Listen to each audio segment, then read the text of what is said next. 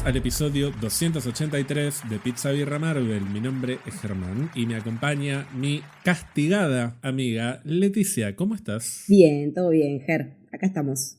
No sé para qué venimos acá, no sé por qué me decís castigada, estoy como el tema, ¿serás castigada? ¿Castigada te gustaría estar por Frank Castle? Sí, vuelta y vuelta, ¿sí? Estamos aquí reunidos para hablar de el Marvel Studios Special Presentation de The Punisher One Last Kill, que tanto la estuvimos esperando, no sé si tanto, pero la venimos Sí, yo sí. Nombrando bastante en las últimas semanas por justamente la importancia que tiene o que suele tener el personaje de Punisher para con Daredevil, que es el superhéroe o el vigilante, mejor dicho, que nos acaparó la atención durante los últimos 2 meses. Pero le llegó el turno a Jon Bernthal y a el querido Frank Castle, que hemos dicho muchas veces, no es ningún secreto, que es un personaje que, sobre todo en su versión televisiva, a vos te gusta muchísimo. Sí, de hecho creo que ya lo oficialicé, pero es el mejor cast de Marvel para un personaje, incluso por sobre Chris Evans, por sobre Robert Downey Jr., o sea... Te estuve pasando algunos comentarios de personas que dicen no es un buen cast porque es muy peticito, es mejor Thomas Jane. Es que la gente quiere, o sea, te comentaba el otro día que me gusta cómo lo dibuja Tim Lee porque lo dibuja muy parecido a Bruce Wayne, pero el Punisher no es Bruce Wayne. O sea, que yo tenga un tipo no quiere decir que tengan que ser todos iguales a Bruce. Entonces es como que digo, a mí me gusta como en el casteo de Jon porque va más allá de lo físico de la representación de un personaje. Y si está así de ancho, más o menos abs, qué sé yo. O sea, se agradece. O sea, nadie no sé quién se quejará de que esté más o menos la tabla de planchar, la tabla de lavar en este episodio que en otros, pero en este especial que en otros, pero no son las cosas que hacen el personaje para mí en lo que es su centro, su esencia. Me parece que la esencia de Frank Castle está en otro lado y eso lo conocimos tanto en la serie original de Netflix como en lo que nos dieron la temporada 1 de Daredevil, Born Again, y esto va por la misma línea. No me parece que haya incoherencias ni nada por el estilo. Creo que hay algunas repeticiones que en algún momento me molestaron un poquito. No me molestaron, sino que me hicieron ruido hasta que después agarra otro pacing el episodio y pasan un montón de cosas, pero la esencia de Frank Castle, Jon Bernthal la tiene. Nos demostró que lo puede escribir, que lo sabe escribir, que si le van a dar más oportunidades para esto, las va a aprovechar, sea con Reinaldo Marcus Green al lado o no, que creo que ya medio se armó una dupla ahí, como esas que salen como de Marcus McFeely con los rusos. Esperemos, hay que esperar, pero yo creo que hay una dupla ahí que se puede explorar un poco más. Sí, porque recordemos un poco de dónde viene este especial y de dónde viene el vínculo tan estrecho que tiene Jon Bernthal con Frank Castle. Frank Castle apareció por primera vez en este universo televisivo en la segunda temporada de Daredevil y a partir de ahí se ganó su propia serie, que fue The Punisher, con 2 temporadas y de hecho el showrunner de Daredevil Born Again viene del equipo de guionistas de la serie de The Punisher. Después, bueno, pasó lo que pasó con las series de Netflix, quedó el personaje medio frisado, resurgió Daredevil como personaje en el MCU, esta vez ya directamente encarado por Marvel Studios, por Kevin Feige y por toda la gente que estuvo detrás de las películas a lo largo de los últimos años. Y como parte de esta nueva serie de Daredevil, que es Daredevil Born Again, en su versión original, que estaba encarada por otro equipo creativo y otro equipo técnico también, lo trajeron de vuelta a Jon Bernthal como Punisher, grabó algunas cosas y terminó trascendiendo que Jon Bernthal como una persona que es tan protectora de este personaje al que supo encarnar en diferentes ocasiones, quedó descontento con el acercamiento o el tratamiento del personaje en Daredevil Born Again. Dicen las malas lenguas que hasta amagó con renunciar y que se produjeron algunas situaciones un poco tensas que, sumado a las críticas que también Charlie Cox y Vincent D'Onofrio tenían sobre esta nueva versión de Daredevil, terminaron en un cambio de 180 grados del equipo creativo y técnico de Daredevil Born Again. lograron que Jon Bernthal volviera y reescribieron y volvieron a filmar algunas escenas que tienen que ver con Frank Castle. De hecho, hay escenas que directamente él mismo las reescribió. Sí. Acá empezó esto que venimos diciendo esta temporada de esta cooperativa Daredevil Born Again, en la que los actores son tan importantes a la hora de construir a los personajes que interpretan. Y durante el proceso de filmación de esta Daredevil Born Again renacida, o sea, esta versión actualizada y con un nuevo equipo, fue que Jon Bernthal le llevó a Kevin Feige y a Brad Winderbaum, que es el director de Marvel Television, la idea o la propuesta de trabajar un especial, una historia. Hay que ver, capaz le llevó directamente la idea de hacer una película y terminaron como acordando hacer un especial, pero él fue con la idea de volver a contar una historia de Frank Castle, una historia de Punisher, a partir de su perspectiva, a partir de lo que él entiende que es el corazón del personaje o la esencia del personaje. Terminaron dándole luz verde a este especial, porque recordemos que las Special Presentations son historias que por X o Y motivo se habilita del lado de Marvel contar únicamente a modo unitario esa historia, y después se ve qué pasa con los personajes. Hay personajes que han tenido su special presentation, como Werewolf by Night y los demás que están en ese especial, que no los hemos vuelto a ver. Y hemos tenido también el especial de los Guardianes de la Galaxia, que estaba directamente vinculado a la película. En ambos casos esos especiales surgieron de la iniciativa de la gente que estaba interesada en hacer un producto sobre esos personajes. Por un lado, Michael Giacchino, que tenía ganas de filmar. Michael Giacchino, que es compositor además y que es uno de los de las figuras más importantes a nivel musical en Marvel Studios, tenía ganas de darle un poco más de rienda suelta a su vocación como director también, y le llevó la idea a Kevin Feige y le dio luz verde. Y por otro lado, James Gunn, que estaba muy involucrado en la tercera Guardianes de la Galaxia, tenía una idea para contar una historia que fuese como una especie de acompañamiento y de preludio a esa película.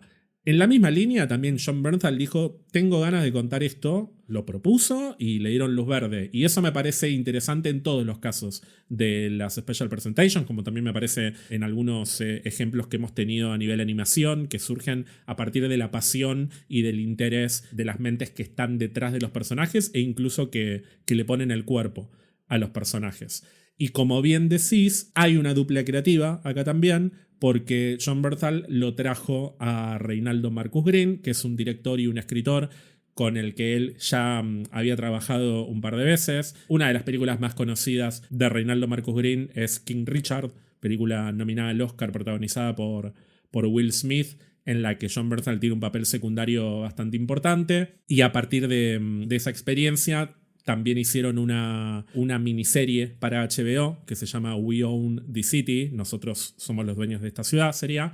La ciudad es nuestra, se llama en Latinoamérica, en la que Jon Bernthal es uno de los protagonistas directamente. No sé si has tenido la posibilidad de ver películas o algo dirigido o escrito por Reinaldo Marcus Green, ya sea alguno de estos dos productos u otras películas que haya hecho. Sí, King Richard vi.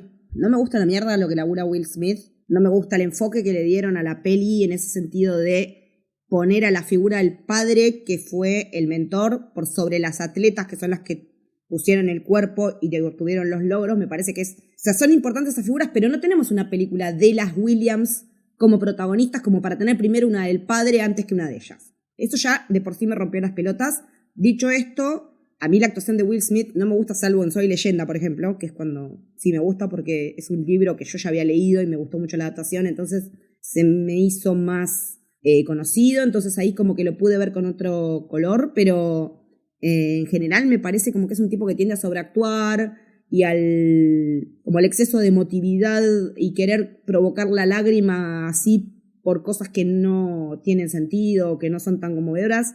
Pero, dicho esto, a nivel dirección de actores, me gustó mucho el laburo que hicieron, que hizo Reinaldo Marcus Green ahí. Las pibas se comen la peli, para mí son ellas dos las Williams de chiquitas y adolescentes. Ellas son las que realmente se llevan todos los porotos en esa peli. Y el rol de Jon Bernthal, es secundario pero fundamental, como uno de los profesores de tenis de ella, creo que el profesor de tenis, ¿no? También hay un componente psicológico muy fuerte, que tenés que ser un tipo fuerte. Bueno, lo vimos con Gaudio, con todos los jugadores que hemos sacado de acá en esa generación, que si no tenés la cabeza bien armada, cagaste, y que en el caso de las Williams la tienen armada, también por todo ese factor de contención, pero la mentalidad yanqui de pensar el éxito y de cómo obtenerlo para ser de una minoría racial, siendo mujeres en un deporte en el que siempre el tenis se caracteriza por tener premios que son inferiores, por jugar las finales un día anterior a las de varones, premios inferiores a los de los varones,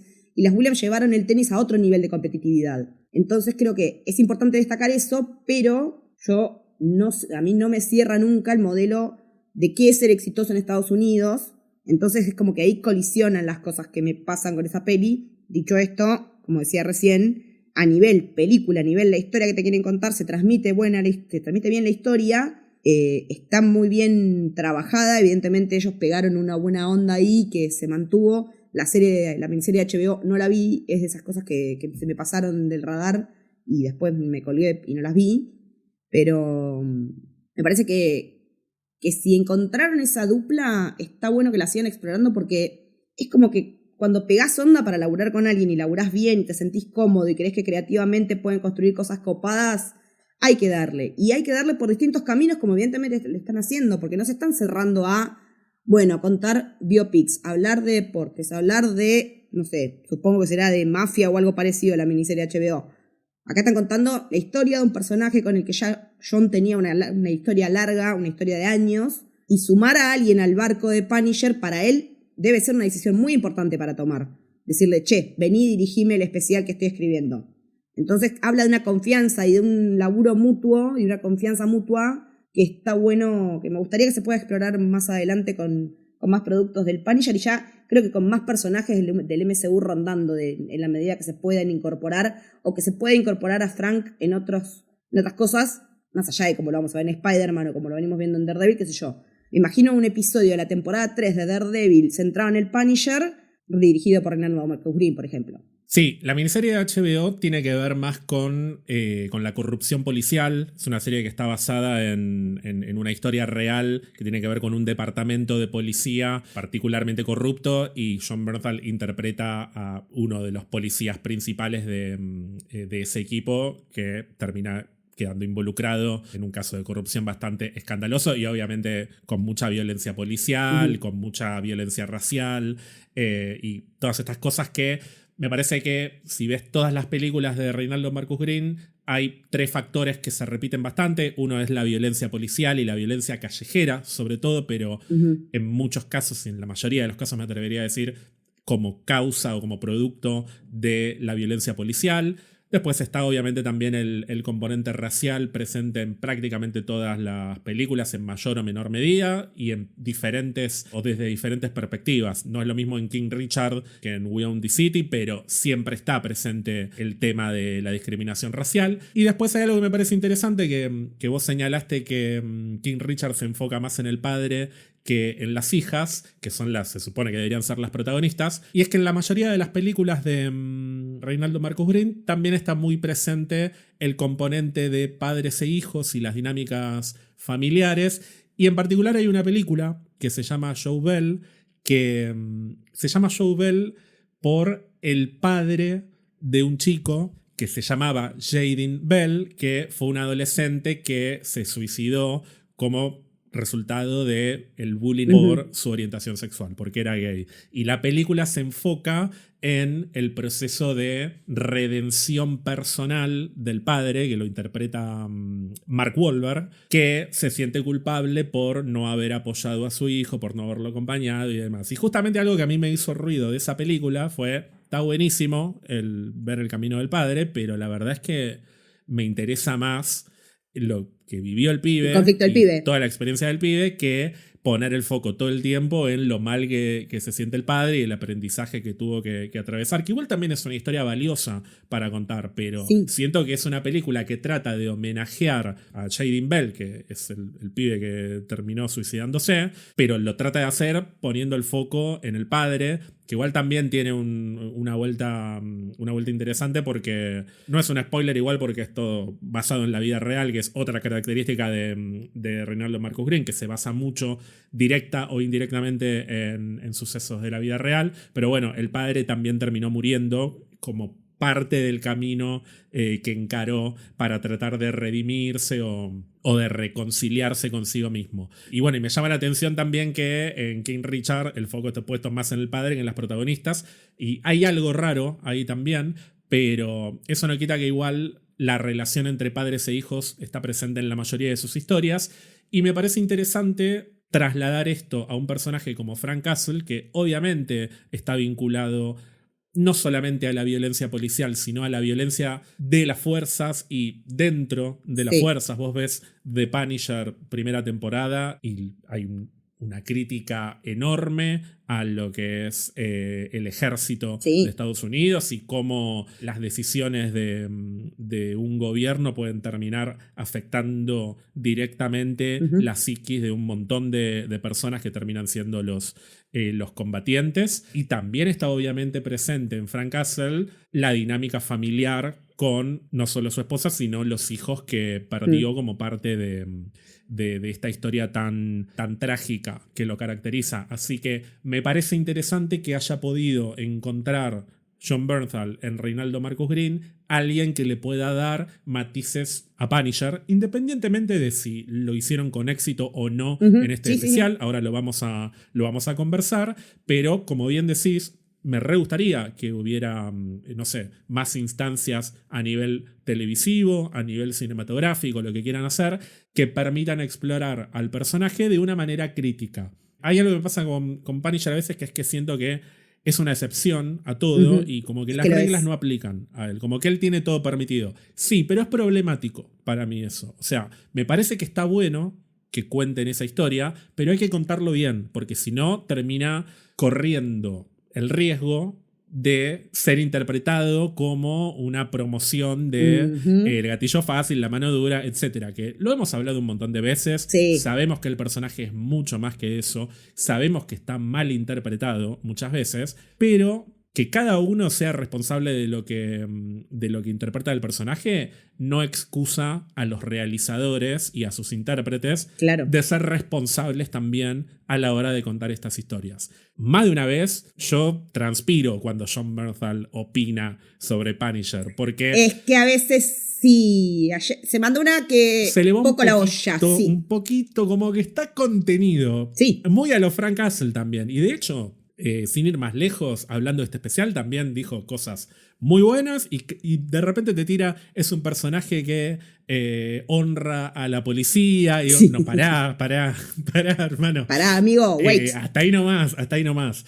Y después hay cosas que por ahí son más personales, como, no sé, perdónenme, fustíguenme si quieren, pero ver a Jon Bernthal sacándose una foto con un niño de 8 años que tiene puesta la camiseta del Punisher, yo entiendo. Choca un toque. Yo entiendo que son cómics, que son superhéroes, que no sé. Pero tiene 8 años, boludo. Hay gente que se viste de Stormtrooper también, y los Stormtroopers son una alegoría del fascismo. O sea, tampoco me voy a poner tan hinchahuevo. Pero me hace ruido, me hace un poquito de ruido. No estoy diciendo que esté mal ni bien. Digo que me genera cosas. Entonces, sí, porque a mí me pasa lo mismo, así que entiendo. Esas cosas que genera el personaje hablan de la importancia que tiene que el equipo creativo que es responsable de esto sea, valga la redundancia, responsable a la hora de contar la historia. Y me parece que Reinaldo Marcus Green, por lo menos hasta lo que vimos hasta ahora, es una persona que puede andar bien. Como que a ver, me quedo más tranquilo si hay una persona que habla de la violencia racial, de la violencia policial y demás en un montón de historias,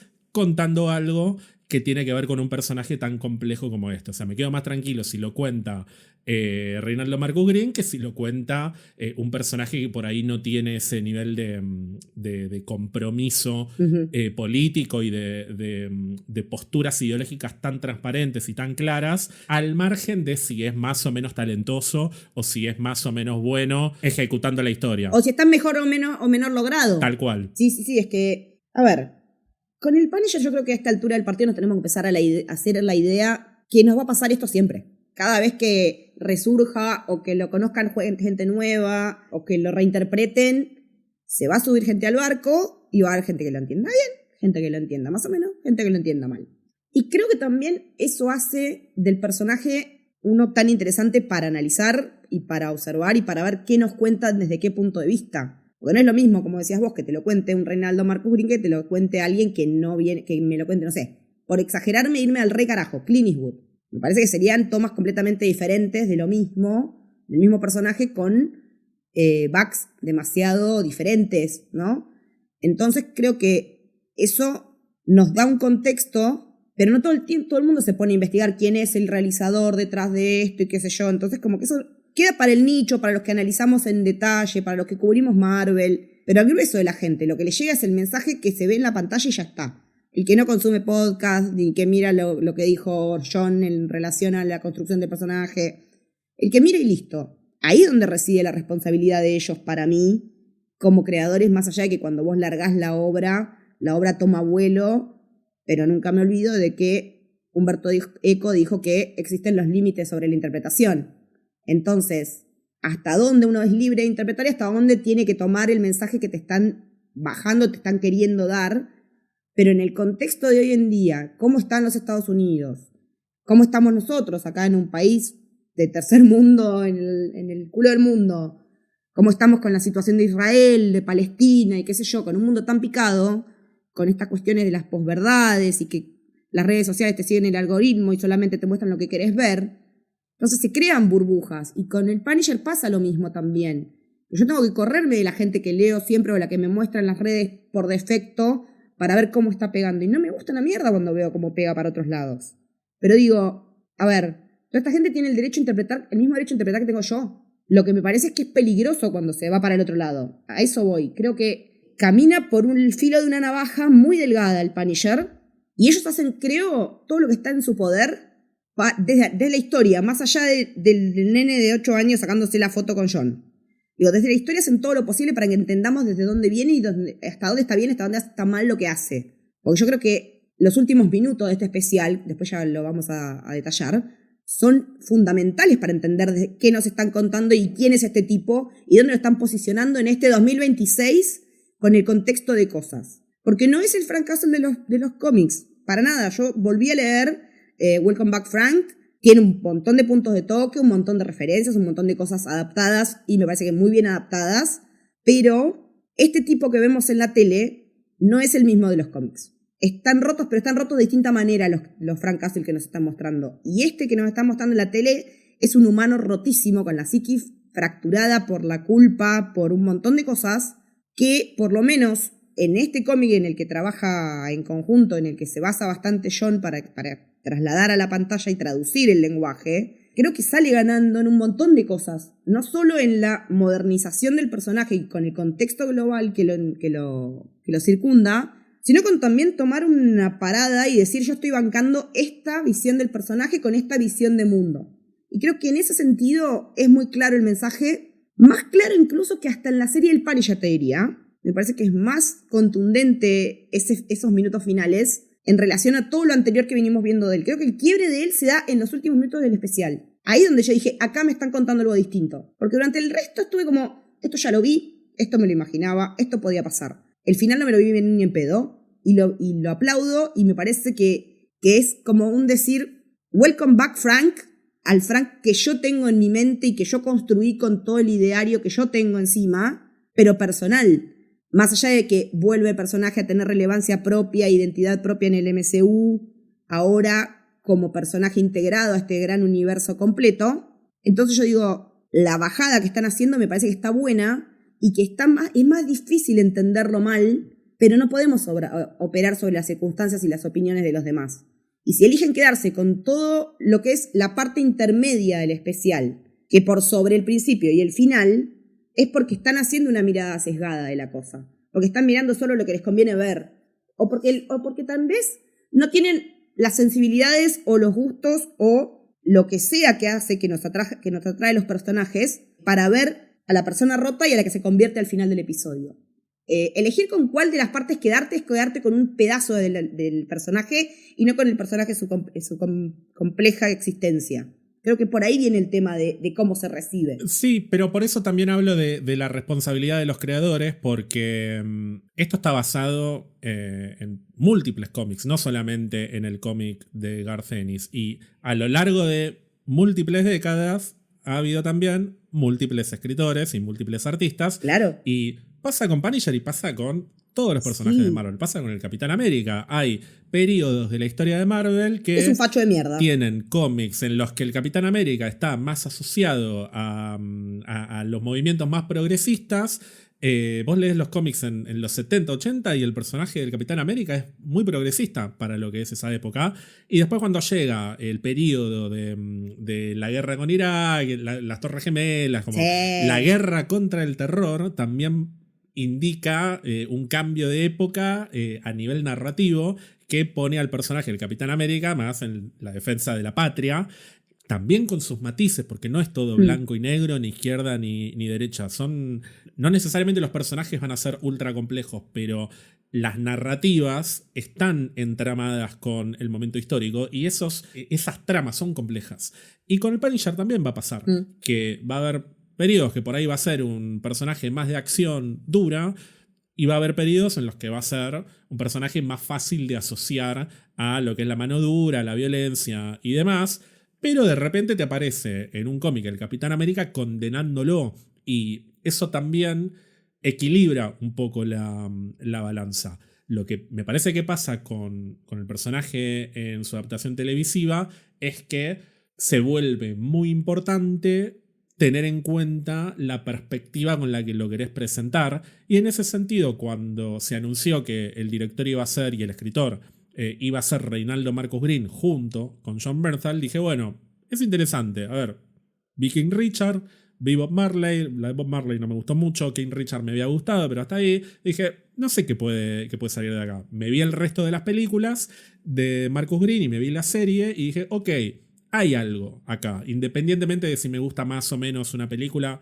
Ninguna película de Reinaldo Marcus Green me parece excelente, pero sí me parece que es un director que tiene algo para contar en prácticamente todas sus historias y muchas de las cosas que cuenta son interesantes cuando te imaginas esa perspectiva aplicada a un personaje como Punisher. Entonces me parece que está bueno que John Bernthal se sienta cómodo con eso, porque si John Bernthal, que es el que se puede llegar a pasar uno o dos pueblitos a veces. Sí. Un poquito, tampoco es que... Tampoco se va al carajo. Que se va al carajo, pero te das cuenta que es un tipo que tiene algunos valores como más... Tradicionales. Sí, tradicional, como muy la familia, el ejército y todo lo que quiera, la policía. Digo, patria y familia, sí. Sí, pero al mismo tiempo es súper abierto con otras cosas, o sea, no es cuadrado necesariamente, pero bueno. No es un cuadradito, no. Pero está interpretando un personaje complejo. Entonces, ya que él se sienta cómodo con Reinaldo Marcus Green, como que me deja tranquilo y me dio ganas de llegar a este especial porque me parecía interesante la propuesta que podía llegar a salir de ahí. Dicho lo cual, te quiero preguntar a nivel general, la pregunta del millón, ¿qué te pareció de Punisher One Last Kill? La verdad, me gustó mucho. Me viene bien haber grabado con un día de descanso para asentar las ideas, porque me dejó muchas cosas dando vueltas. Para contextualizar, estamos grabando un poquito más tarde de lo que solemos. Sí. Bueno, se van a dar cuenta porque el capítulo va a salir más tarde, no hay que ser Einstein tampoco. Sí, me vino bien el tiempito, porque es algo que tengo que digerir. O sea, tenía que digerir un poco antes de salir a hablar, porque cuando ni bien terminó estaba muy en... Sí, todo muy lindo, pero todo esto ya lo vi. Ah, ok. No, pensé que estaba como para subirte a dispararle a todo el mundo. No, yo ya le vengo contando que estoy muy zen, haciendo cosas tranquilas, en modo paz y amor, me dio de alta el psiquiatra. Aparte, ya vamos a hablar en detalle, pero te dieron algo muy bonito. Lo que yo quería, sí. Algo que aparte, remera. O sea, sí. En el momento, ni bien terminó, fue como, bueno, cuéntame algo que no sepa. ubíquenmelo en la línea temporal. ¿Dónde estuvo durante la temporada 2 de Daredevil? Yo estaba muy en esa. Pero cuando pasó un poquito el tiempo, empecé a decir, no, a ver, lo de la línea temporal me sigue molestando, sí. O sea, necesito saber dónde mierda está ubicado esto, más allá de dónde está ubicado en la línea de Disney. Necesito que me digan, esto pasó, hubiera necesitado que me dijeran, esto pasó en tal momento, esto pasó durante el blip, esto pasó antes de tal cosa. Yo tengo una explicación igual, ¿eh? ¿Tenés info? Tengo una explicación. No tengo info, me chupa un huevo. La línea de tiempo de Disney Plus es una mierda.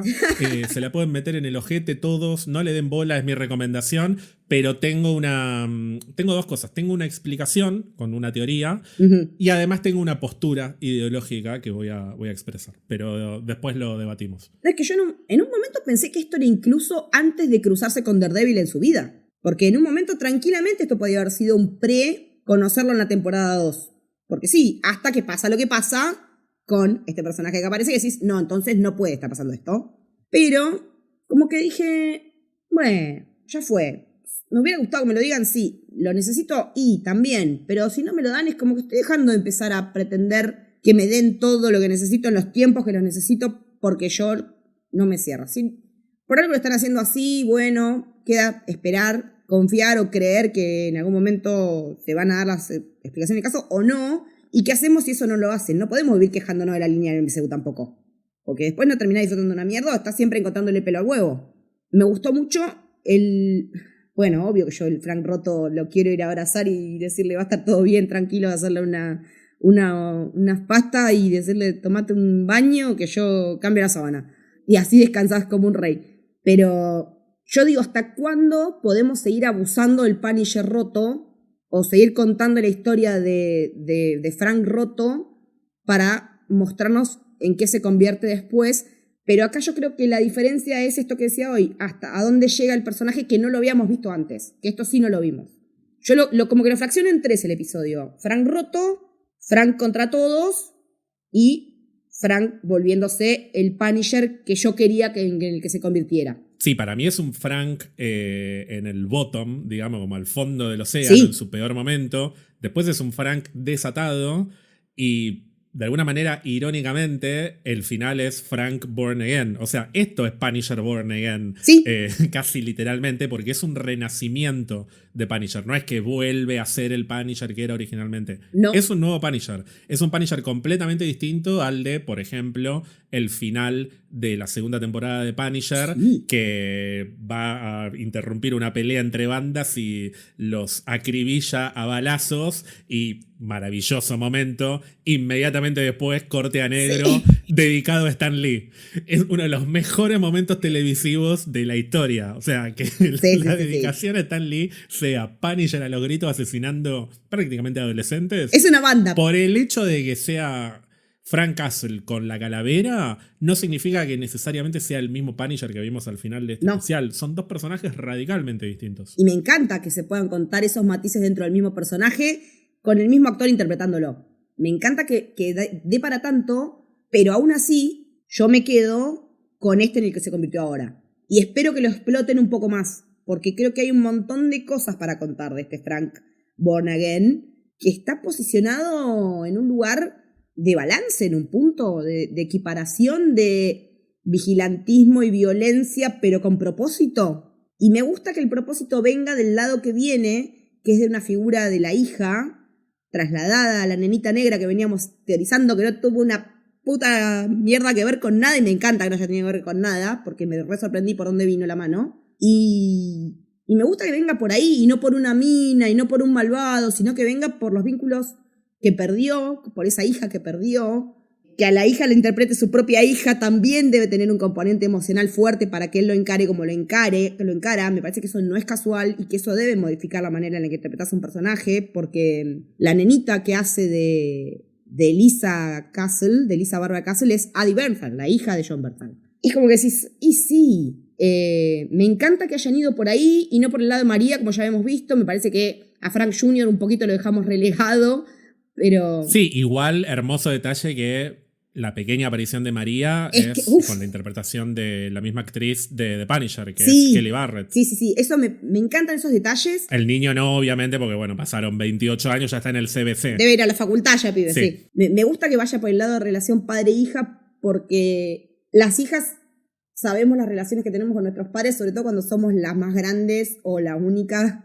Entonces es como que somos una especie de debilidad para nuestros padres, las hijas. Entonces, el componente identificación a mí un poco me pegó también, no voy a decir que no, personalmente, por cuestiones particulares, pero me llegó también por ese lado, porque yo me lo imagino tranquilamente a mi viejo saliendo a cagar a tiros a medio mundo si a nosotros nos pasaba algo.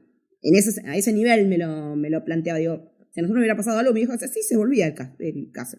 Sí, bueno, por eso yo también, nada que ver, ¿no? Pero yo detesto la práctica periodística de ir a ponerle el micrófono en la boca a una persona a la que le acaban de matar a un hijo. ¿Y qué va a decir? No, hay que educar para... No, obvio que va a querer salir a matar a la gente. Y está bien que se sienta así. ¿Sí? O sea, que esté bien que se sienta así no significa que esté bien matar gente. Y esa es la complejidad tan lineal, porque es muy lineal, es muy fácil de entenderlo, pero es difícil de comunicarlo correctamente. Y esa complejidad la tiene el personaje. Sí. Y que ves que no es gratuito para él hacer lo que hace. Me parece que también está bueno ver eso, que en este especial, cuando él sale a la cancha con los tiros, con la virome, con todo lo que hay, con todo el arsenal del que dispone Frank Castle, en este caso es porque está defendiendo su vida. No es porque se está yendo a vengar, ni porque está con el quilombo de la policía, sino porque directamente le dijeron, che, 18:47 te vamos a ir a matar. Están todos enterados, todos los porongas de este conventillo de mierda te van a ir a matar a vos.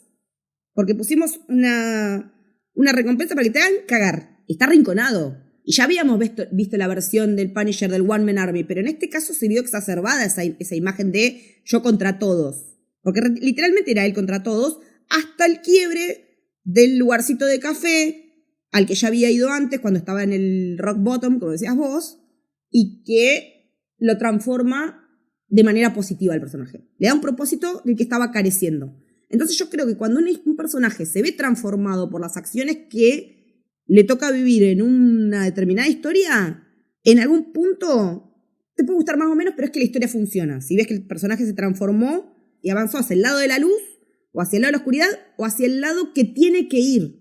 Porque no necesariamente avanzar es para un lado o para el otro. Avanzar es seguir buscando algo que lo saque del lugar en el que estaba. Sea con la que sea la situación del personaje. Y no hablo solamente del Punisher, hablo a nivel narrativo en general. La historia tiene que transformar y darnos un personaje que, con ese accionar, sea distinto a como empezó en este caso, 45 minutos antes cuando lo empezamos a ver.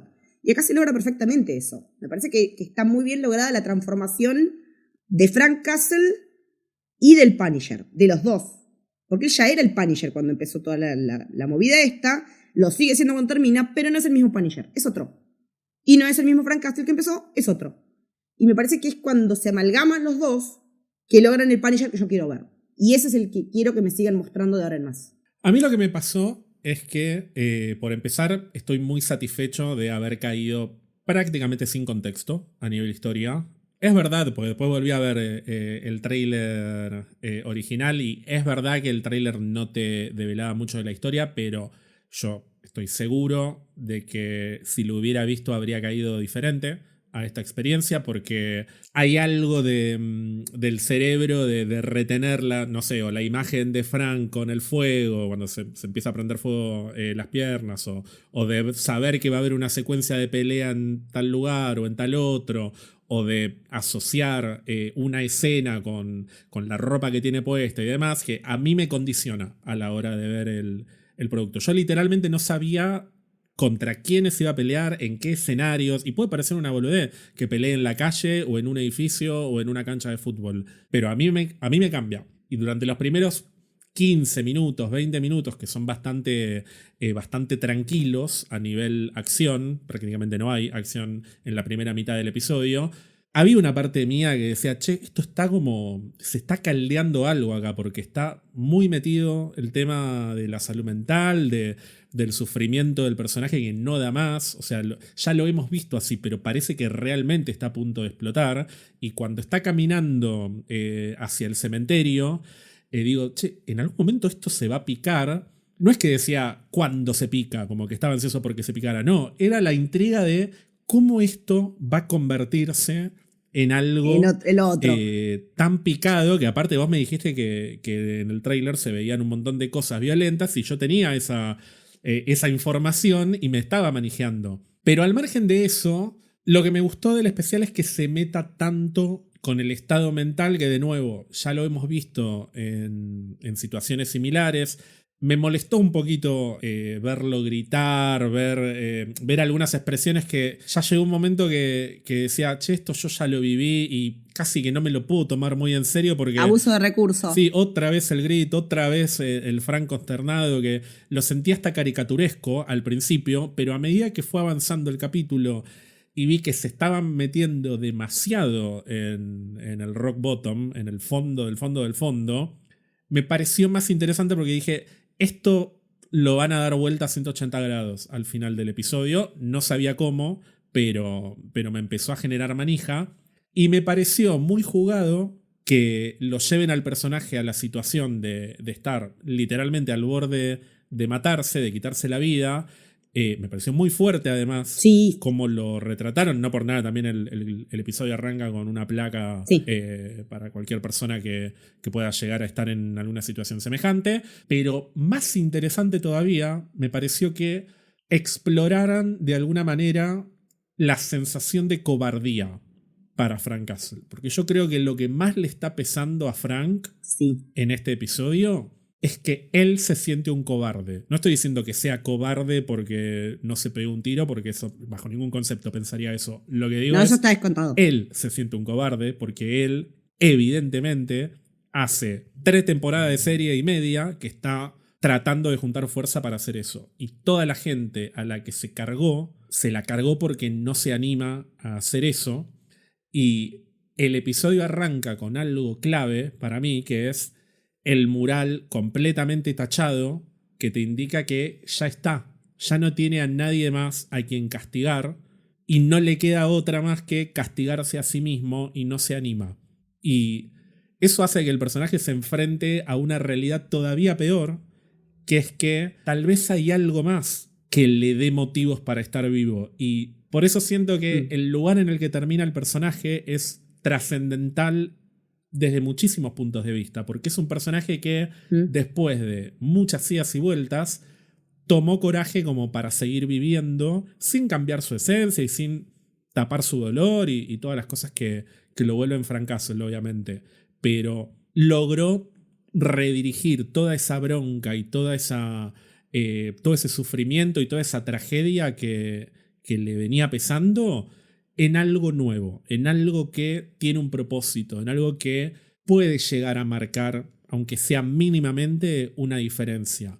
Y siento que no es explícito, eso también me gustó, siento que no subrayaron estos mensajes o estas ideas, sino que se tomaron el laburo de contarlo a partir del trabajo interpretativo de Jon Bernthal, pero también a partir de decisiones de dirección que me parece que estuvieron buenas en su mayoría. O sea, hay muy pocas cosas a nivel dirección que no me gustaron, que por ahí tienen que ver con la acción o con algunos recursos de flashback que me parecían medio pedorro como estuvieron filmados, pero, por ejemplo, la secuencia de Frank encapuchado caminando mientras a su alrededor está desatándose el caos y cómo eso se va convirtiendo en ruido blanco prácticamente para él. En el ruido de su cabeza. Mezclado con los recuerdos de la guerra. Y ahí te das cuenta de que Punisher nunca fue un superhéroe ni una persona que realmente o genuinamente estuviese actuando por el bien prójimo. Estaba actuando egoístamente para tratar de tapar todo el dolor que le produce su trágica historia.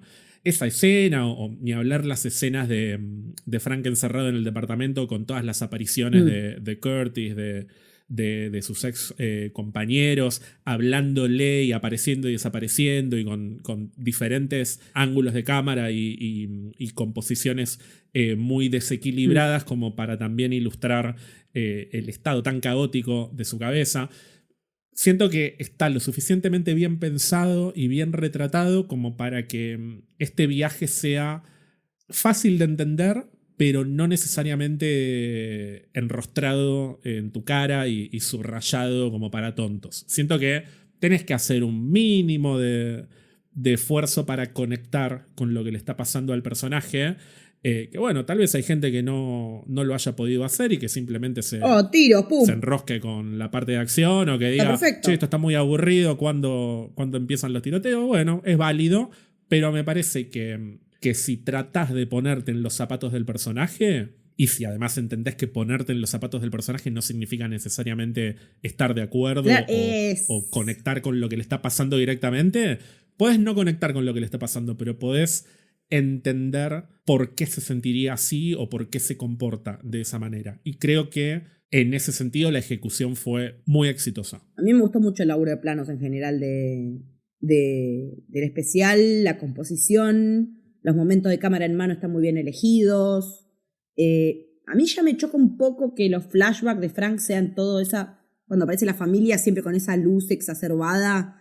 Me parece que ese recurso se me quemó un poco ya. Es que eso es lo que me hizo ruido, porque ahí me pareció que flaquearon, porque siento que fue muy torpe, que dijeron, como esto es un flashback y es algo medio de ensueño, vamos a cambiar radicalmente la estética fotográfica y siento que no quedó bien. Pero bueno, es muy subjetivo. O sea, a vos te pasó lo mismo que me pasó a mí. En algunas escenas de pelea también hubo algunos detallecitos, más allá de la imagen del CGI, de la mierda y todo eso, que ya está todo el mundo diciendo, qué pedazo de... No, pero... Yo lo vi también, ¿eh? No, pero a mí me descolocó, ¿eh? Yo cuando vi esa escena y dije, che, ¿qué pasó acá? ¿Esto? ¿Qué hace Joe Miller ahí? Dije yo, boludo, porque es igual a Joe Miller la cara que queda. Pero ¿sabés qué me molestó de esa escena? No me molestó tanto el CGI, sino el hecho de que era una escena que muy fácilmente podés filmarla de otra manera o recurrir a otro plano. O sea, no era imprescindible esa escena. Entonces, ¿cómo no te das cuenta de que queda feíto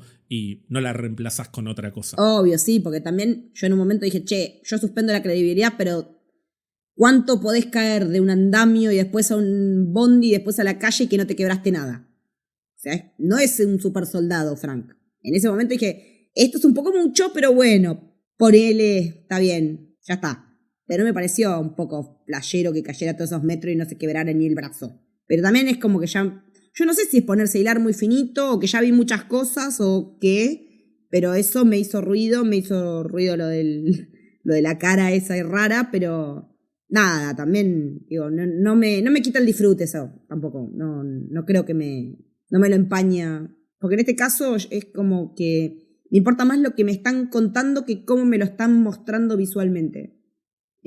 Yo, o sea, le doy preponderancia a la historia que me están contando en vez de a cómo lo veo. Con respecto a la ubicación en la línea de tiempo, a ver, hay algo que para mí da la pauta de que claramente esto transcurre después de por lo menos la primera temporada de Daredevil Born Again, que es el mural.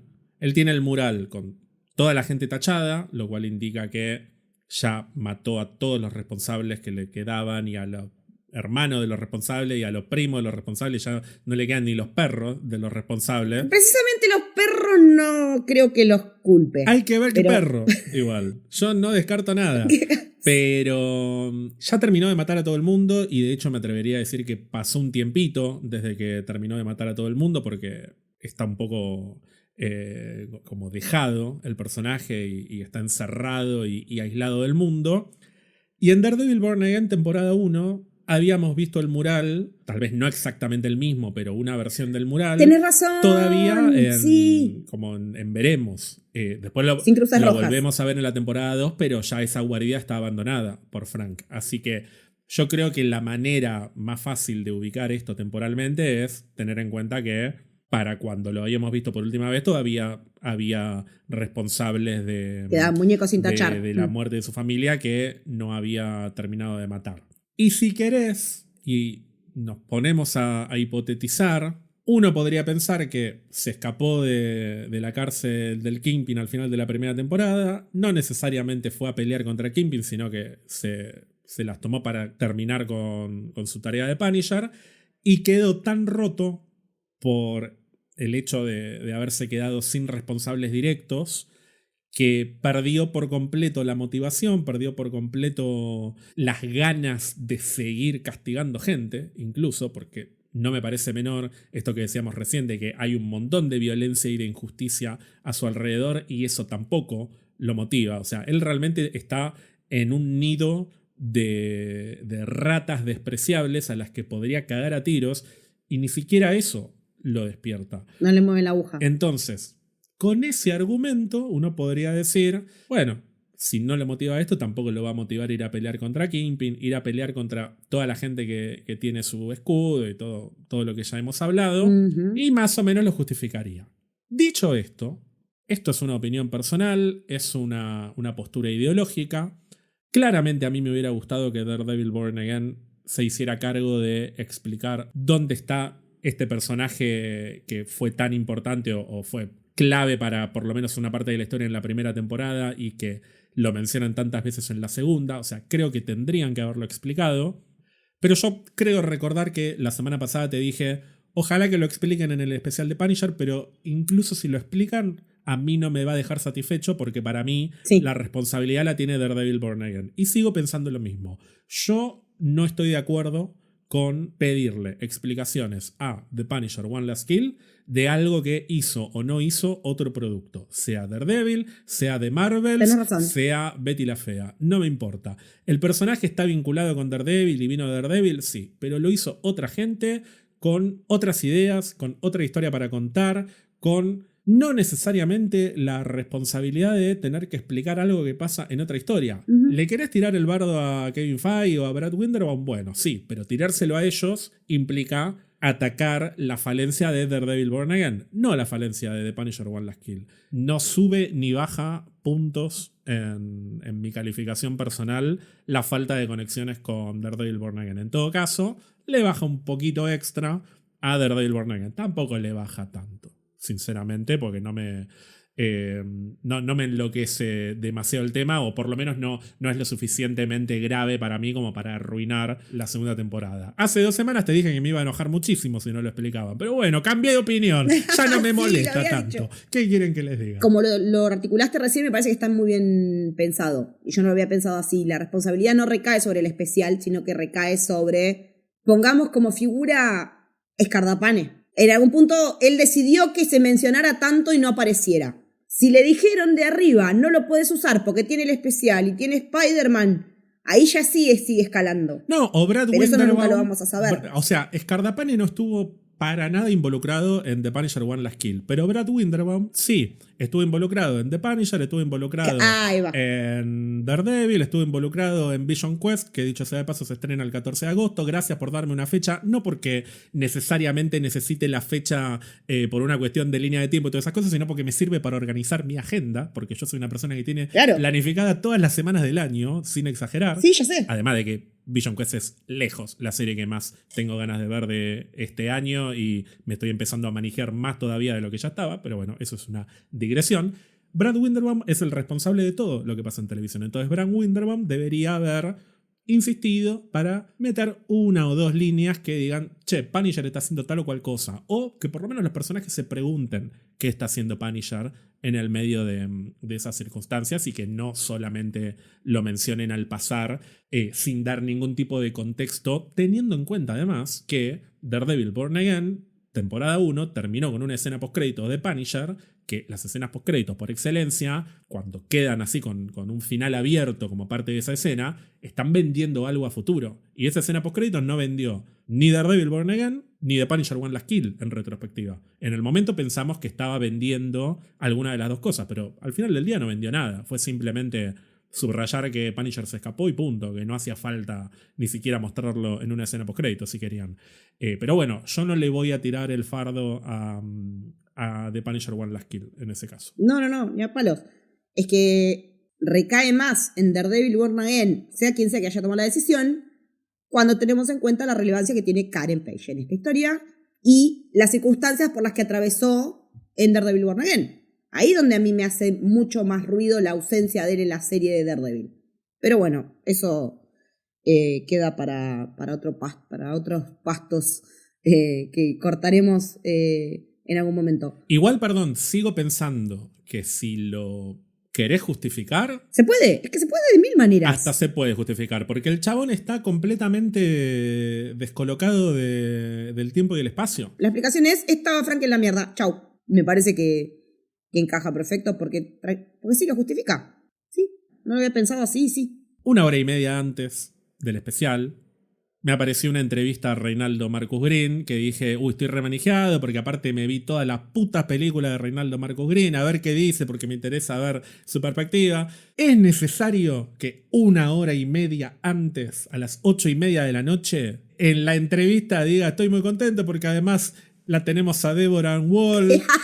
Me están cargando. Por suerte no lo vi. Está cada vez más gagá la gente que labura en estas producciones. Primero Mike Colter, ahora el propio director de especial spoilea el cameo. Más importante, es joda y lo publican encima.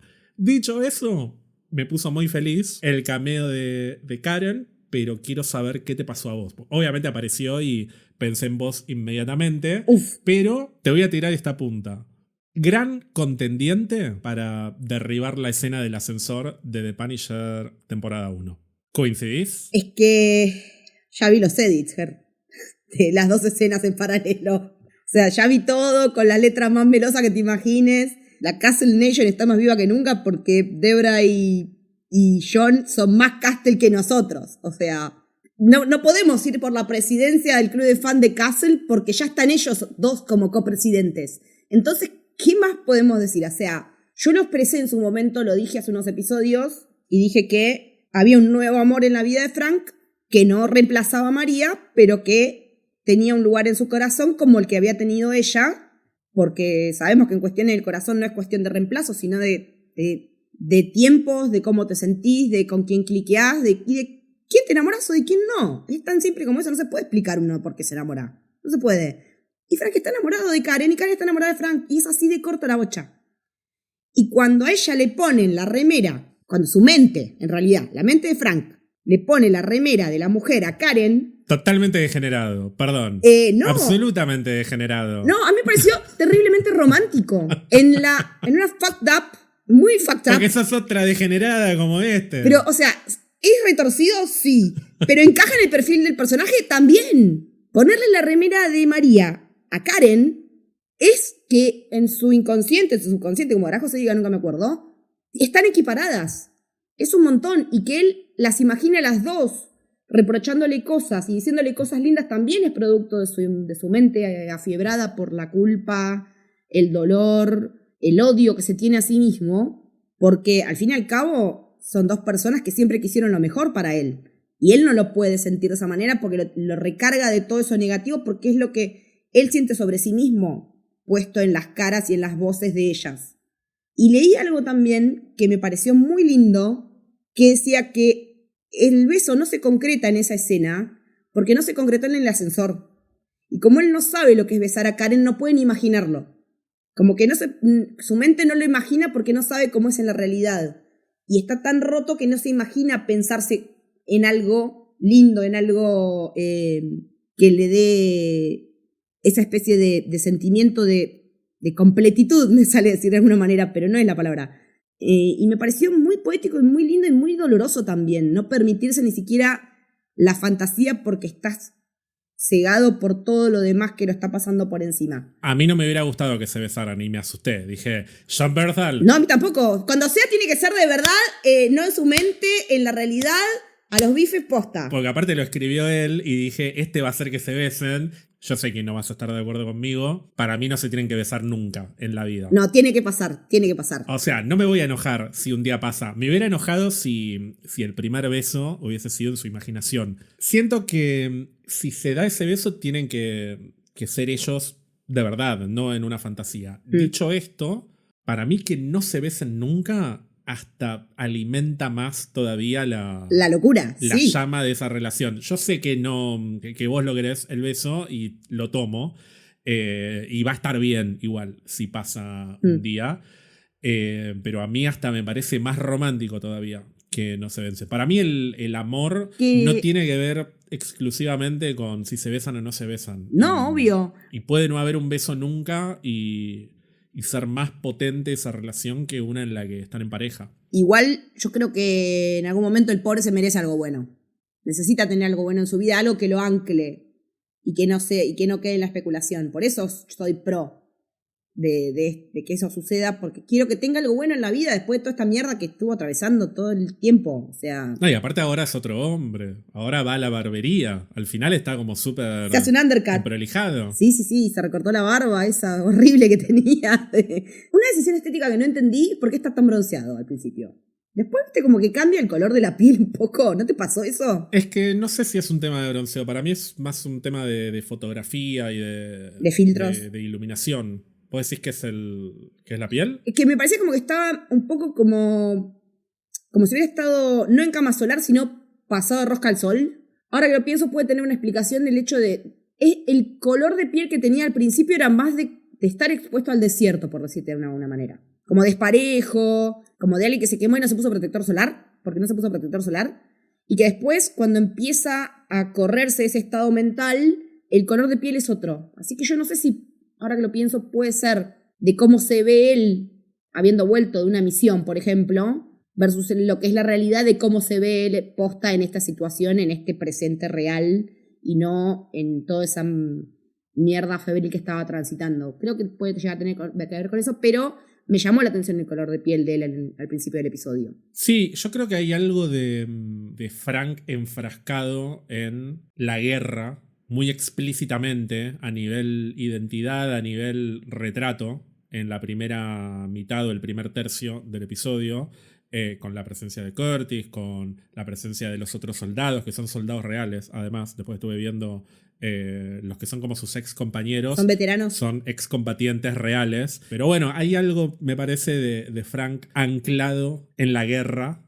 Y puede ser que eso también se traduzca en su cuerpo. Porque bueno, vuelvo a esta escena que tanto me gustó de él caminando completamente abstraído de la realidad con sonoramente la guerra y la muerte ocurriendo a su alrededor, a pesar de que en la vida real están pasando otras cosas. No me queda del todo claro, y me parece que está bueno que no quede del todo claro, si Curtis está muerto o no. Las apariciones en su cabeza no están limitadas exclusivamente a personas que hayan muerto. Karen es uno de esos casos. Y podría ser que Curtis también esté vivo. Uh-huh. Así que me gusta que no quede del todo claro, porque el día de mañana, si hay otro revival o algún tipo de historia nueva sobre Punisher, creo que Curtis es un personaje que tendría que estar, porque fue muy breve su participación, pero siento que fue lo suficientemente significativa como para que deje una marca. Sí, más en el contexto de lo que sabemos, por lo menos por ficciones, lo que representan los compañeros de unidad o los hermanos en armas, los camaradas para los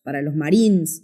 Si bien es como que tienen esa unión, ese tejido tan cerrado en las unidades y qué sé yo, creo que Curtis es su referente. Si efectivamente no está muerto como yo me imaginaba antes del especial, estaría bueno que vuelva porque tiene esa capacidad de entenderlo como otros no lo entienden desde sus experiencias en lo militar. Con respecto a Manucci, interpretada por Judith Light, que esto va a hablar de nuestra edad, Leti, o por lo menos de la mía. Yo la veía en la sitcom Who's the Boss? ¿Quién es el jefe? La original. De ahí la tengo, boludo. Protagonizada por Tony Danza, que después hicieron la versión lamentable en Argentina con Nicolás Vázquez y Yanela Neira. Yo igual no soy de la época de Who's the Boss, lo veía cuando era chico, no sé si en Warner o en Nick at Night, en un canal de cable a la noche. Cuando apareció con la silla de ruedas fue glorioso,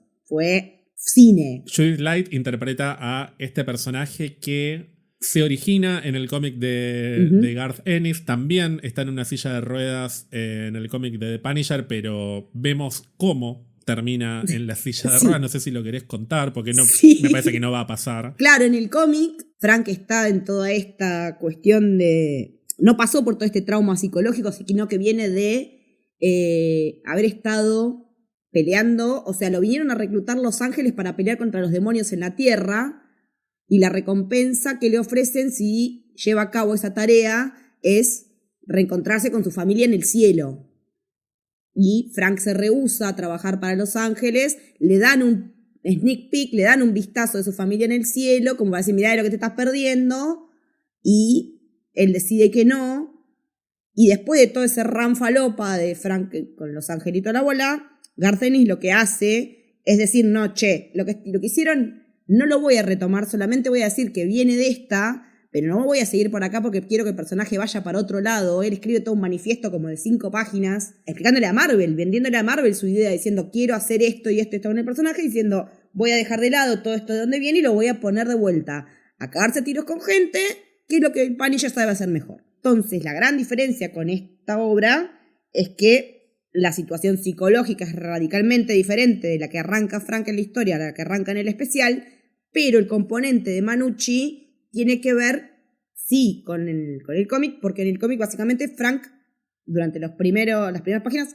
hizo lo mismo. Se cargó a toda la familia Nucci, se quiere cargar a la vieja tirándola a la fosa de los osos polares en el zoológico, y a la vieja los osos le comen los 2 brazos y las 2 piernas. Entonces queda cuadripléjica en una sillita y vos ves que le tienen que traer el teléfono y sostenérselo así porque ella no puede tener el teléfono porque no tiene brazos, básicamente. Es terrible. Buenísimo, es buenísimo. El año pasado, cuando me enteré que iba a estar Manucci en el especial, dije, no me diga que van a hacer esto porque es una banda. Se van a la mierda. Y me encanta. Por ahí estamos spoileando porque la señora sigue viva y... Con brazos y piernas. Nada quita que le pueden mutilar otras partes del cuerpo, pero... no sé, pensé que realmente iba a pasar en este especial. Me quedé un poquito con ganas de ver a los osos polares, pero bueno, igual sobrevive, como bien decís, y después sigue la historia con Frank y bueno, terminan pasando otras cosas que son igual o peor de terribles. Sí. ¿Qué te pareció el personaje en su versión televisiva? ¿Qué te pareció la interpretación de Judith Light? Me gustó mucho porque físicamente la cara es igual a como está dibujada. Es idéntica. O sea, la cara angulosa, el pelo lacio, llovido. Si bien en el especial lo tiene un poco más largo porque en el cómic lo tiene corte bob, así, el cortecito melenita.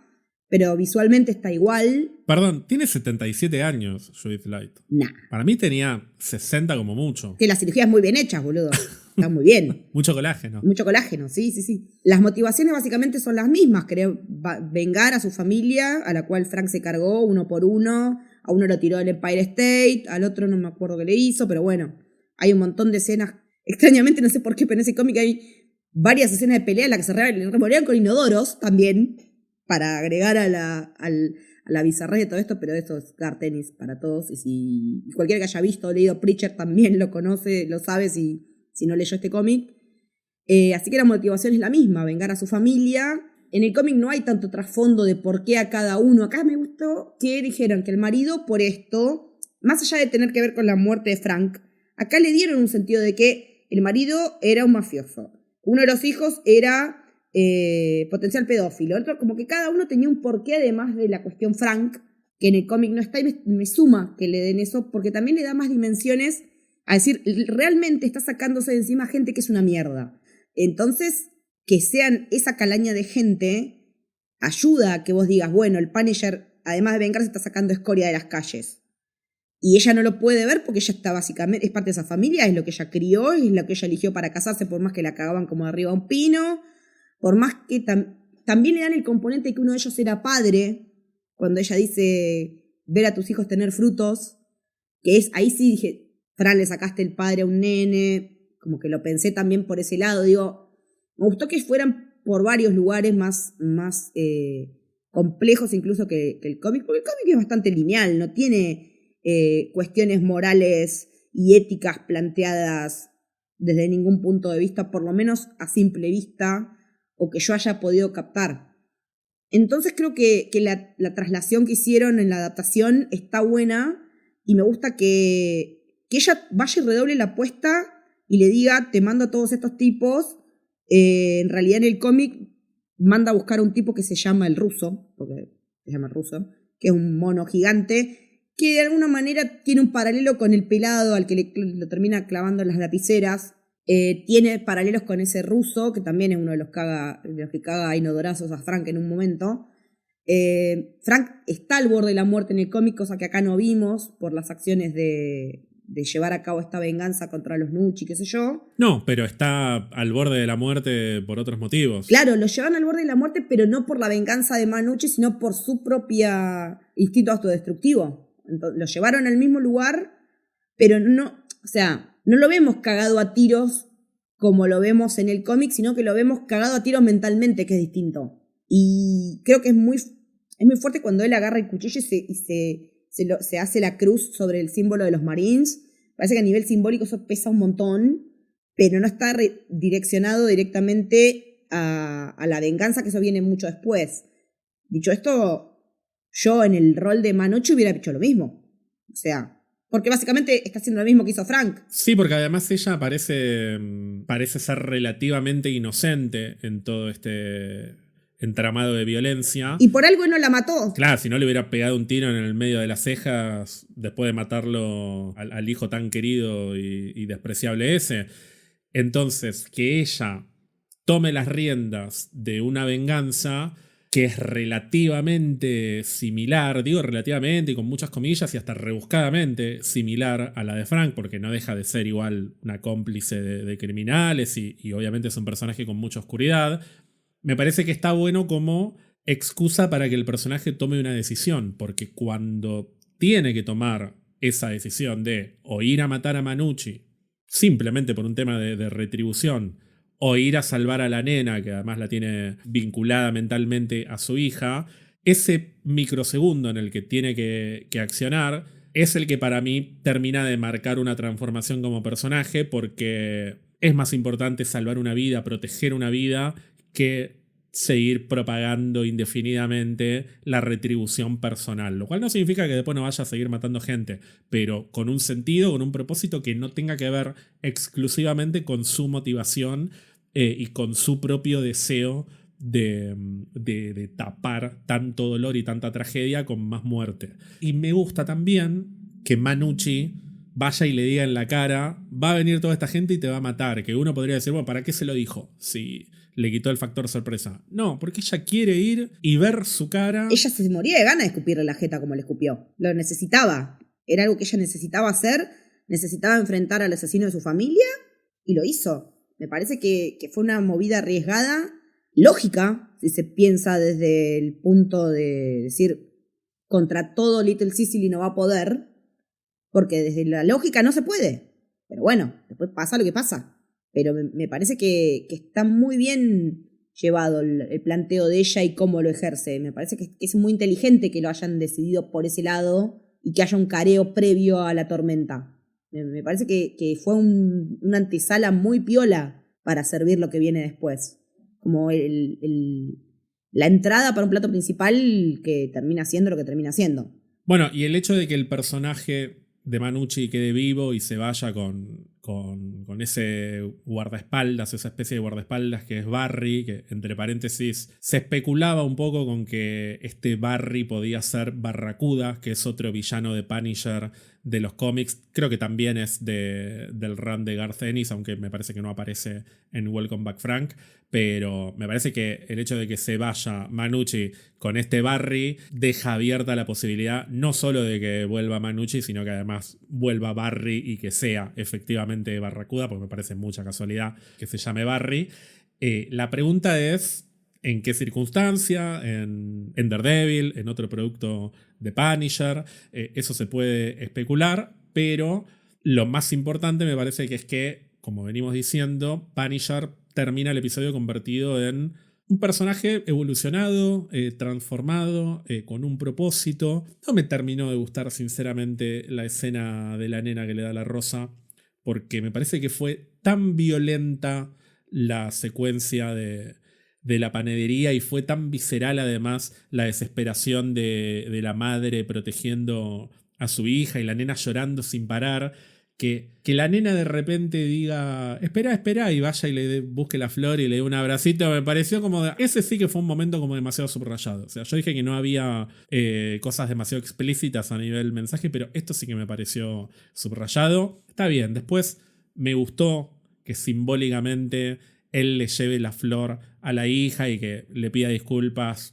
porque encontró un motivo para quedarse un tiempito más. O sea, todo eso me pareció bellísimo, pero me sacó por completo de clima que después de tantas secuencias tan violentas, porque también a la vecina del principio de la secuencia de acción, cuando él está prendido fuego, parecía que también estaban por abusar de ella. O sea, fue todo como muy violento, muy oscuro. Entonces, que de repente me metas una cucharadita de Disney no me encantó. Pero bueno, al margen de ese detalle, me parece que está buenísimo que encuentren como nuevo camino para el personaje la idea de yo soy el Punisher, yo soy el castigador, yo soy el que viene a buscar retribución, pero no por mí, sino por la gente que lo necesita. Y de hecho hay algo también simbólico en ese final, con ese pobre hombre, que no vamos a hablar de la muerte del perro, pero no, porque mucha gente no, habrá quedado, es una banda. Mucha gente habrá quedado traumada con esa escena, pero hay algo también de que Punisher medio que busca el permiso de ese tipo para matar al pelado, que creo que es lo que termina de resumir la transformación del personaje. O sea, él está completamente dispuesto a pegarle un tiro al que haga falta, pero no lo va a hacer por una búsqueda personal o por un deseo personal. Lo va a hacer si el pueblo se lo pide. Sí. Él ahora es el representante de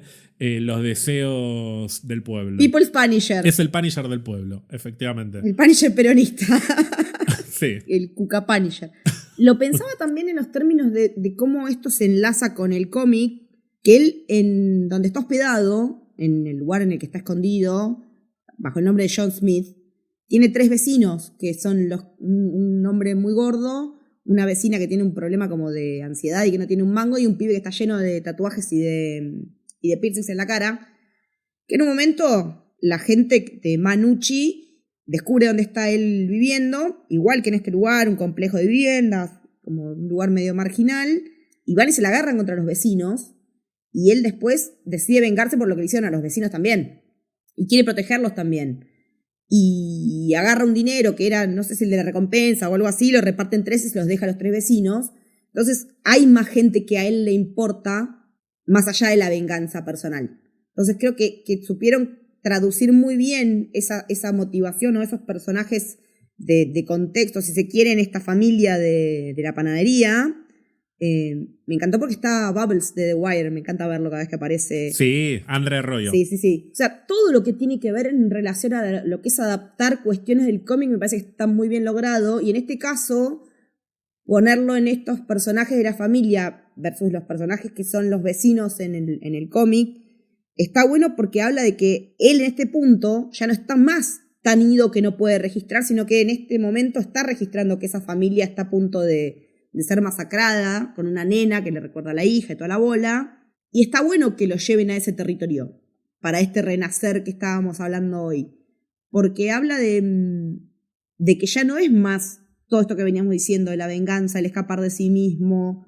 O sea, porque él tiene dobles enemigos. Son la Manucci y él mismo es su enemigo en este especial. Y ahora, de momento, se cargó a todos los adversarios externos y pudo, a su manera y con sus herramientas, que son las que ya sabemos que él tiene, también deshacerse de esa parte autodestructiva de él que no lo deja vivir básicamente en paz, que lo hace llevar a prácticamente pegarse un tiro en la tumba de su familia.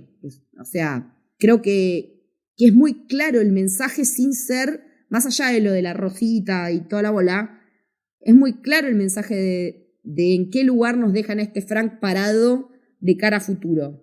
Y que todo este camino tan tortuoso que pasó para llegar a este lugar tiene que tener una recompensa, y me parece que el hecho de decir, ahora tengo otras cosas por las que luchar, otras cosas por las cuales ejercer mi justicia, si se quiere, más allá de la vendetta personal, le da otro color, otra dimensión, otros matices al personaje, que como siempre decimos, no es de blancos y negros. Al contrario, es un tipo lleno de grises y lleno de contradicciones. Y la verdad es que me parece que eligieron una manera muy copada, muy realista para con lo que es el personaje en sí y su esencia, que su propósito ahora esté puesto en esta cuestión de contribuir a la sociedad desde el lugar en el que él puede y él cree que está bien, que no necesariamente es el que está bien, pero es el que él encontró. Y queda ver también qué recepción hace no solo la opinión pública, sino todo el contexto de este nuevo Frank, si es que lo dimensionan como tal, porque yo también me pregunto qué repercusión puede llegar a tener los hechos de Little Sicily en el contexto de la Nueva York que venimos viendo, de este mundo con vigilantes. Sí, parece ser un lugar convenientemente aislado igual de lo que está pasando en el resto de Nueva York. De hecho, si te trasladas a la Nueva York real, Little Sicily en sí misma no existe. O sea, hay una Little Italy que está al sur de Manhattan, pero esto parece estar como completamente separado. Es obviamente como un barrio italiano, pero es... Si te remontas, por ejemplo, a Luke Cage en Netflix, Harlem también está relativamente aislada de los eventos que están pasando en Hell's Kitchen o en lo que es más el sur de Manhattan, que está en Iron Fist. Y uno podría decir, bueno, pero te tomás el subte y a 4 estaciones está Daredevil y no pasa nada.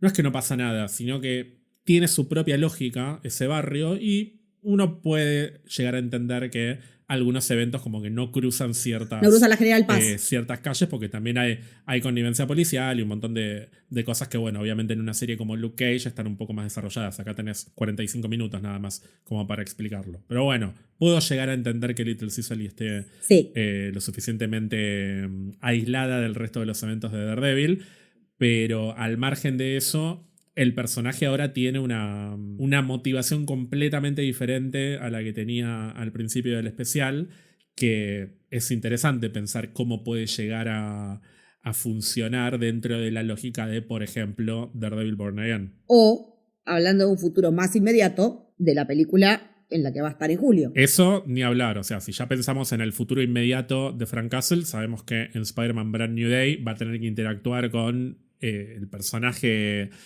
número 1 de Marvel, el personaje para toda la familia, y muchos nos preguntamos cómo va a ser esa dinámica. Obviamente que nadie está esperando que vaya y le corte la cabeza a Zendaya, porque no va a hacer eso el Punisher de Spider-Man Brand New Day. Pero es verdad que esta versión del Punisher más protectora, más al servicio del pueblo, con todas las contradicciones que puede tener y con todas las diferencias que va a seguir teniendo con el resto de los personajes, porque no es que ahora se convirtió en un héroe, ahora no es Daredevil 2, pero con todas esas complejidades puede funcionar un poco más armónicamente con personajes más superheroicos o más blancos, más puros. Es que sí, lo posicionaron en un lugar que puede interactuar y llegar a trabajar en conjunto, ponele por hipotetizar, con Peter Parker de alguna manera. Porque los vamos a ver, ya los vimos que en el tráiler que están juntos, que se cruzan, y que hay un grado de ida y vuelta que no es la primera vez que se cruzan, por lo menos en la imagen que vimos. Entonces, este Frank que nos dejan posicionado en este lugar tiene más sentido que interactúe con un Spider-Man que el Frank de temporadas anteriores de Netflix, por ejemplo, o mismo que tal vez el de Daredevil Born Again, temporada 1.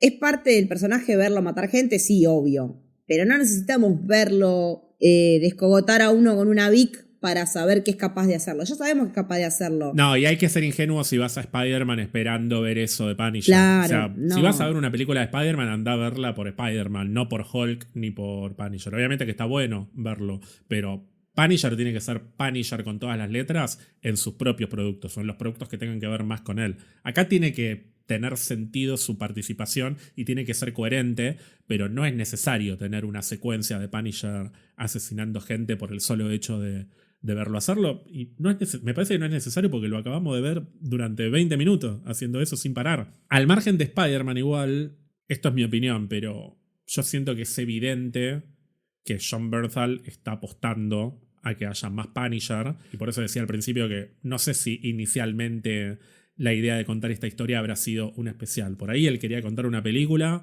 y le dijeron, hagamos un especial de 45 minutos, veamos cómo le va. si estamos todos contentos, capaz podemos hacer otro especial o capaz podemos hacer una película. Yo pienso en una versión cinematográfica de este especial y no sé si me termina de convencer la idea. Creo que 45 minutos, por más que yo sé que para mucha gente es muy poco tiempo, que es un debate que no vamos a tener ahora porque ya lo hablamos muchas veces, yo siento que esto fue suficiente. No necesito media hora más o una hora más de esto, por lo menos para este tipo de historia. Después, si hay otra historia que involucre más personajes, que tenga otras idas y vueltas, sí, se puede contar una película de Punisher, puede haber una trilogía de Punisher y puede haber otra serie de Punisher. Yo en particular no lo necesito, pero estoy completamente abierto a que exista si tienen una buena historia para contar. ¿Vos cómo te imaginas el futuro de Punisher al margen de Spider-Man? Y yo creo lo mismo que vos, que él quiere seguir explorando el personaje porque invierte mucho en Punisher, entonces creo que puede haber sido una especie de test run para ver cómo le iba a él como escritor, como coescritor, cómo le iba a Reinaldo Marcus Green dirigiéndolo, las repercusiones que estuve viendo en general, muy blanco-negro, o muy positivas o muy negativas, desde lo mejor que se hizo en el MCU hasta la peor mierda que se hizo en el MCU, pero sin términos medios. No vi gente que haya quedado en el está bien. Las opiniones que vi son como muy de 0 a 100, no hay intermedios.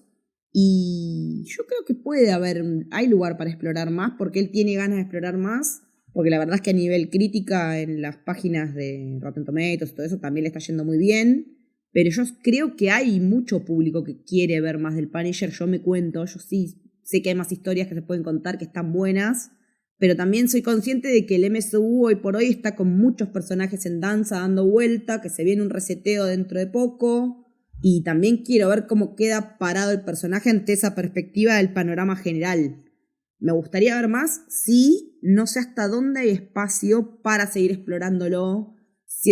Creo que hoy por hoy, con la vigencia que tiene, con las ganas que hay de seguir viéndolo y con las ganas que tienen ellos John particularmente, de seguir explorando, no es un personaje que sea recasteable al corto plazo, como para decir después de Secret War tenemos otro Punisher. Creo que no sería un desperdicio, a eso voy. Poder se puede, pero sería un desperdicio. Pero aparte no tendría sentido, o sea, ¿cuál sería el razonamiento para recastearlo? Porque en el MCU es nuevo el personaje, digamos, o sea, tiene un montón de cosas por explorar, el personaje y el actor, digamos, en este MCU como lo conocemos. Pero hay que ver cómo lo taclean, ¿no? No me imagino cuál es la visión a futuro de Marvel para con el personaje, más allá de las expresiones de deseo que vimos en el podcast de que ojalá se crucen el Punisher y Bullseye y qué sé yo, que me encantaría. Pero eso ponerle que son como más deseos personales que puede tener uno de cruzar a un personaje con otro. Pero después, para mí, Punisher es justamente uno de los personajes que más fácilmente... Que se la banca solo. Si tenés ganas de contar una buena historia de Punisher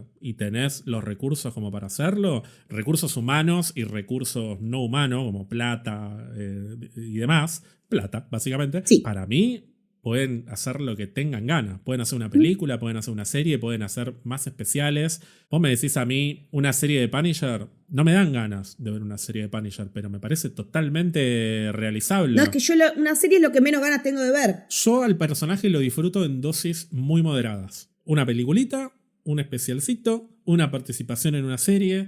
Para mí es un personaje que hay que funciona así, administrarlo cuidadosamente, porque si no, 5 temporadas de Punisher se convierten muy fácilmente en algo demasiado complejo para mi gusto. O sea, para lo que a mí me gusta a nivel historia. Dicho esto, para mí, si quieren hacer una serie de Punisher, es más fácil hacer una serie de Punisher que una serie de Daredevil, porque el tipo de historia que tenés que contar y el tipo de villanos con los que tenés que lidiar son más lineales, entre comillas, y no es necesario contar tanto con personajes secundarios que sean superhéroes o villanos que sean super villanos. O sea, es un personaje que vos ves la primera y la segunda temporada de Punisher Netflix y lo único que tiene de superheroico es que el personaje está basado en un cómic que se llama Punisher. Pero después tranquilamente podría ser una serie de acción de cualquier canal, basado en cualquier tipo de historia,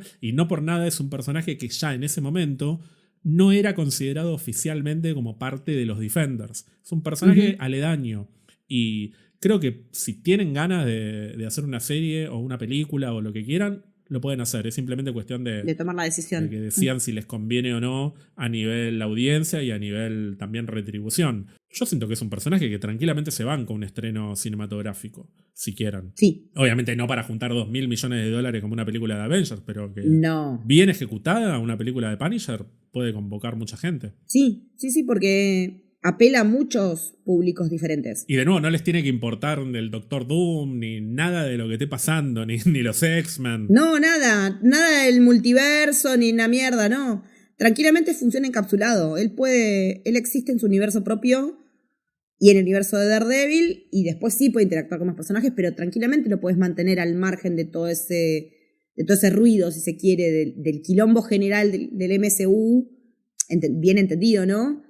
Y este especial es prueba de eso, tranquilamente, que se puede trabajar en este formato, en una peli, en una serie, que no altera el ecosistema de la casa, digamos, como dirían por la planta Gran Hermano. A mí me gustaría una película de Punisher para mayores de 16 años. Estaría bueno una peli, sí. Aparte historias para contar hay un montón, con un montón de villanos que aparte tienen esa cuestión de que si sos villano del Punisher es porque sos malo y mereces morir en un punto. Es como que te va a dar satisfacción cuando mate, no sé, ponele a Manucci, si quisieran el día de mañana retomar eso como... Yo lo sentiría un poco un retroceso, pero bueno. Pero es que si quedó viva es justamente porque ella va a ir detrás de él. Porque en la película sí pueden poner osos polares. Totalmente. Y claramente hay una intención, por lo menos de Jon Bernthal, de contar otra historia con el personaje. Si no, no lo hubiera dejado vivo. Uh-huh. Y lo más jugoso me parece que sería que Frank Castle no vaya detrás de Manucci. Y que Manucci siga tratando de matarlo. Y que él mate a todos los que lo vayan a buscar, pero que no la vaya a matar ella. Hasta que, bueno, ya le rompan los huevos y la tire a la jaula de los osos polares. Uh-huh. A mí me gustaría. O sea, prefiero realmente una película y que sea como una historia aislada. O muchas historias aisladas a tener que verlo en una serie. Sí, sí. Siento que es un personaje que, insisto, dosificado. Está bueno. Sí, totalmente. Y más teniendo el contexto de cómo se está manejando Jon del auge que está teniendo en la industria y que tiene un montón de proyectos y que está con proyectos personales como lo del teatro y qué sé yo, que también le deben sacar tiempo, ¿no? Bueno, Leti, en conclusión, me parece que los dos hemos disfrutado el especial y lo vamos a volver a ver además al personaje dentro de muy poquito, que ahí va a ser otra experiencia completamente distinta, pero también va a estar bueno escuchar tus opiniones al respecto. Ahí estaremos. Nación Castle Forever. Y con este episodio, además, terminamos nuestra mini temporada, nuestro cur dedicado a lo que es el costado de Daredevil acompañado por Punisher. Igual no terminó del todo la etapa de Daredevil y Punisher ahora que lo estoy pensando, pero no voy a decir más. Voy a decir estén atentos porque puede haber una sorpresa, puede haber un epílogo, puede haber un One Last Kill de esta mini temporada. Ha sido un placer, Leti, compartir estas semanas contigo. Creo que nos tomamos un descanso, por lo menos nosotros en lo que respecta a este podcast, pero estén atentos. Mientras tanto, si la gente quiere ponerse en contacto contigo, seguir escuchándote, ¿cómo puede hacerlo?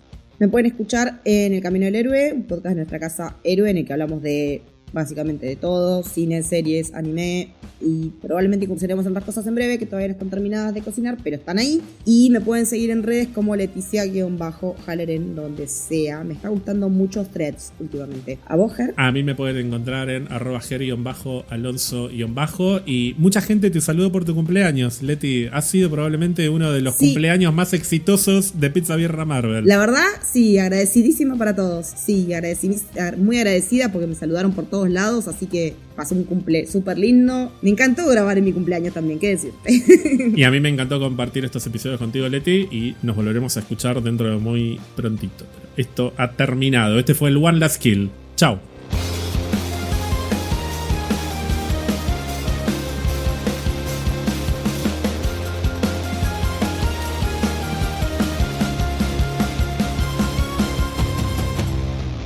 Recuerden seguirnos en Instagram y Twitter para estar al día con nuestras novedades. Si nos quieren regalar un cafecito, lo pueden hacer en cafecito.app/pizzabirramarvel.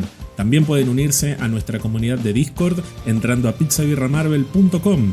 Y no se olviden de suscribirse a Spotify o a la plataforma que usen para escucharnos, así no se pierden de ningún episodio.